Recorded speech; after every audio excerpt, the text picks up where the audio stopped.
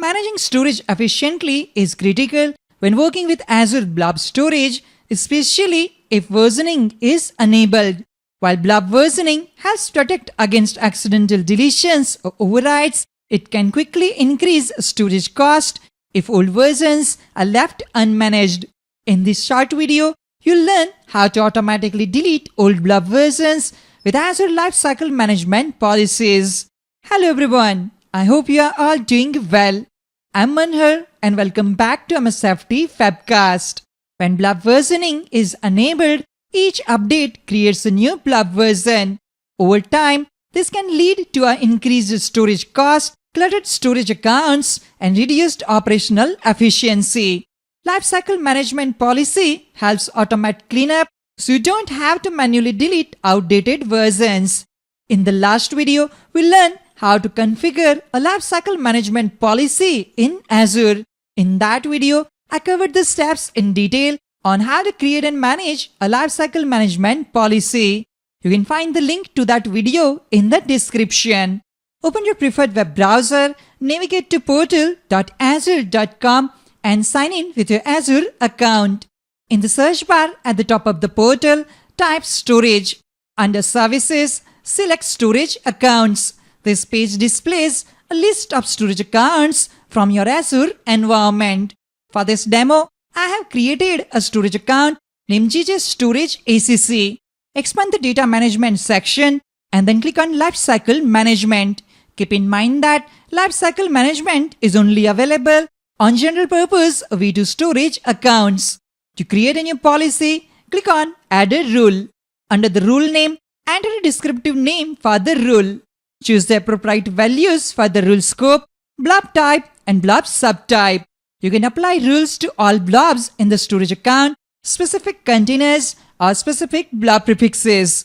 Start by selecting the Limit Blobs with Filters option. This action adds the Filters Set tab. Select versions to define the conditions for this test rule. Also clear the Base Blobs checkbox as you don't need that blob subtype for this rule. Click Next. For this example, we will create a rule that deletes blob versions if they were created more than 7 days ago. Choose the Created option and enter the desired number of days, for example 7 days. I'm using 7 days only for demonstration purposes. You can set the number of days according to your organization's requirements. The delete action is already selected. Click Next to continue.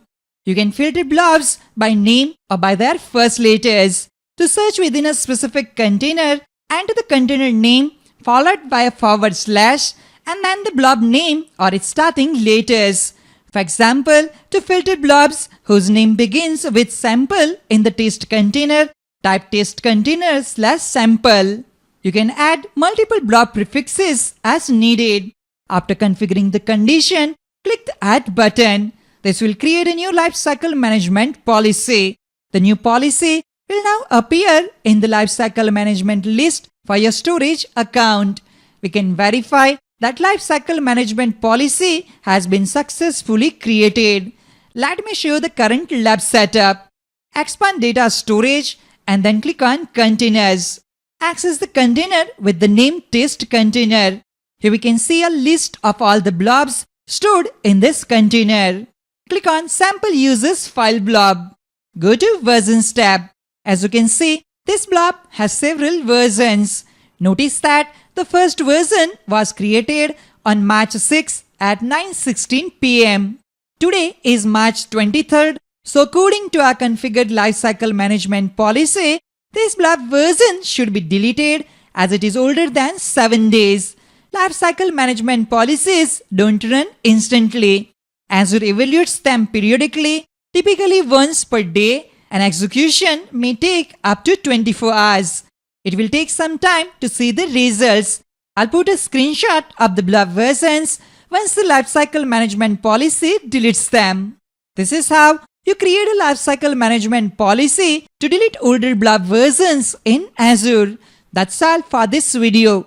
I hope you found this video helpful and informative. If you have any questions or comments, feel free to leave them below. Don't forget to like and subscribe for more videos on Microsoft Azure and other Microsoft related topics. Thank you for watching, and I'll see you in the next video. Have a great day.